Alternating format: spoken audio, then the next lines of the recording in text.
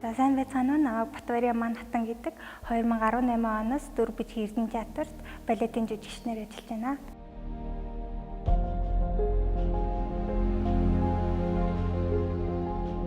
2010 онд Оросын холбооны улсын Путиний тэтгэлгээр анх суралцгаар шалгуулад тэгээд тэнцээд Монгол улсаас 12 хүүхэд 6 эрэгтэй 6 эмэгтэй явж исэн. Тэгээд 10 онд сурч эхлээд 18 онд төгссөн.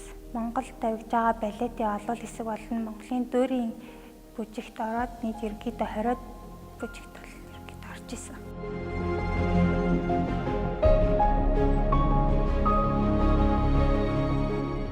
Тайзан дээр харахаар ерөнхийдөө бол надаас өөр хүн би өөр дүрийг бүтээж авахаар нэг өдөр ч гэсэн өөр хүний амьдралаар амьдарч байгаа юм шиг тийм бас өөр гоё мэдрэмж төрдөг. Балетээр хичээлж эхэлснээс хойш ерөнхийдөө 10 настайгаас балетээр хичээлж эхэлдэг.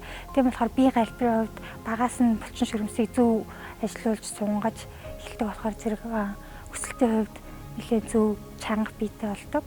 Уян хатан сэтгэл зүйн хувьд өг даад сурдаг бас илүү төсөв төвчээртэй болдог. Хиндэ хичээлэхэд бол айгүй хэцүү гэрээ санаал бэлдэх ч юм уу зөндөө бодоол тэгэл ерөөсөө болич гэж үзсэн.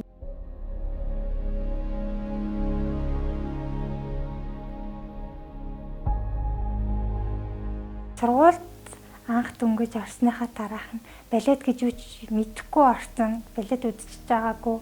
Зүгээр инээ мань лагаж авч яваа шалгуулаад тэмцлээ гэхээр зэрэг юу тэмцснээс мэдэхгүй айгүй баярлал явж исэн. Тэгэл очоод Орос багш нартайгаа загнуулаад юу загнаж байгааг нь хагастай ойлгоод гэтээ би эндээс явахдаа нэг Орос сургууль сурч исэн болохоор нэг даваа тал нь тэр очоод бас алдаа хийсэн тэрийг ойлгож исэн болохоор зэрэг бас гайгүй. Загнуулаад уйлаад өрөөндөө очихоор дотор байрт байдаг. Тэгээ дотор байранд очиод найзуудтайгаа хамт загнуулсан. Тэгэл бүгдээрээ шантарсан. Хэнийгэж ингээд өргөж өгөх юм байхгүй. Хэрвээ Монголд байсан бол гэртээ хурж ээжтэй ч юм аавда аратуулах байсан бах та гэж амар тэнцэж явахтай юм бодож байлдаг байсан. Гэрээхэн ерөнхийдөө дэмждэг. Гэтэ манай инээ өөрөө залуудаа балетчин бүжигчин болохыг амар хүсдэг байсан. Өөрөө болохоор цэргийн хүн. Тэгээд балетчин бүжигчин болохыг амар хүсдэг байсан болохоор зэрэг хамгийн их дэмждэг манай инээ.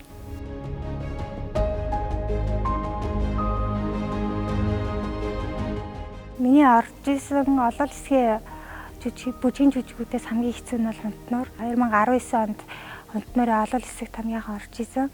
Яагаад гэвэл одоо олон хэсэг нь бусад балетаас илүү чанга хэцүү. Балетэд дуртай үзэгчд бол ихэнх нь Хунтнуурыг үзэх гэж илүү их ярьдаг. Тийм болохоор бид нар Хунтнуурыг бэлтгэхдээ илүү их цаг хугацаа зарцуулдаг. Хунтнуурын масс хэсэг нь болохоор 20 эмэгтэйтэй бүгд жигд байх хэвээр гарны үзүүрний байрлал, хөлний өргөлт бүгд яг адилхан өндөртэй жиж уртаас үзэгчдэд маань илүү гоё харагддаг байгаа.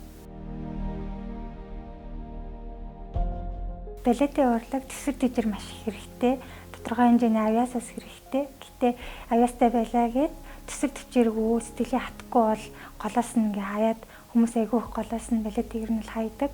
Гэтэ төсөв төвчээртэй хүмүүс нь яг тултал дуустал нь яваад хатуужилтай илүү хичээж явсаар агаад амжилтанд хүрдэг. Карантины үеэр нэлээ ингээ бондоогоор тархлаа жин нэмээд тэгээд тэрний дараа анх үеийн 3 бэлдэж эхлээд бид нар нэлээ их бэлдээд эхэлсэн чинь нөгөө бие маань хөл маань биеийнхаа жинг даахгүй булчин маань ер нь жоохон нэлээ урагдхуйц болоод 10 хоног эмнэлэгт хэвтчихсэн. Бид нар угаасаа айгүй их бэлтгэл хийж дасгал сургалт хийж угаасаа булчингуудаа байнга ажиллуулж идэг. Тийм болохоор ерөнхийдөө бол тархална гэсэн асуудал хамаагүй бага байдаг. Гэтэ яг хөдөлгөөн нь багасаад ирэхэд тэгээ яалчгүй хоол нэгтээд ирүүл мэдээж тархална. Тэг бид аль болох чихэр жимсээ багасгаад орой хоол идэхгүй ч юм уу тиймэрхүү байдлаар тэгж амар хүчтэй сойхгүй. Хүчтэй сойхон бол бас бид нэг дасгал сургалтаас болоод нөгөө ядраад бие маань илүү сүлдээд юмаа хийж чадахгүй болцдог. Тийм болохоор аль болох эрүүлэр хооллоод аль болох орохгүй ч гэсэн их хэмжээгээр идэхгүй гэчихэд.